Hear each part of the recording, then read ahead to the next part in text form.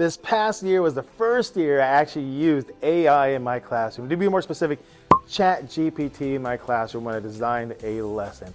And I gotta tell you, it revolutionized the way I'm thinking about creating lessons and exactly what I can and cannot do. So in this video, I'm gonna show you how I use ChatGPT to create a history lesson for my 8th grade students. Well, let's go ahead and dive in and take a look to see exactly what I did. So the lesson I used this for was the Erie Canal. Now what happened is in the book there's something about the Erie Canal, but it's only a small paragraph, and I wanted to expand more upon that. And so I came to ChatGPT and asked, hey, this is the situation, and the more you use it, the better you get at the prompts.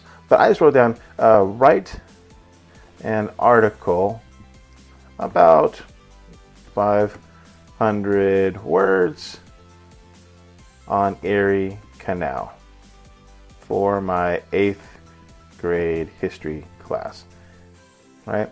And boom, it's going to write you an article just like that. And so it tells the Erie Canal, it tells you what it is, all right? So here you go. So just in a matter of seconds, you have a dependable, reliable, great article on the Erie Canal, and you can kind of see it right there. Let me kind of just show you one more time. Erie Canal, it tells you what it is. What is Erie Canal? All right, it's a great start, right? And so you could be happy just with that. But this is where it gets so wonderful, at least in my opinion. First, the information to get to, then you can actually save it and put it in a form, print it out, however you want to do it, upload it somewhere if you need to. But let's say I looked at this and I said, you know what? Actually, I need it at a different grade level. I mean, I teach 8th grade, but let's say most of my reading level is 5th grade, and so you have to modify something. You know how it is, different levels in your class. And I would say, recreate article at a 5th grade level. And so now maybe I have a couple students in my class that want to learn Erie Canal, but they only read at a 5th grade level. So it takes the information you had already and lowers it to a 5th grade level. So if you have to modify, oh my gosh, see how easy this is just to modify a lesson now? You can just go from 8th grade level down to a 5th grade level. But let's not stop there. In my class, I have a lot of Spanish speakers. And so I might say, recreate article in Spanish.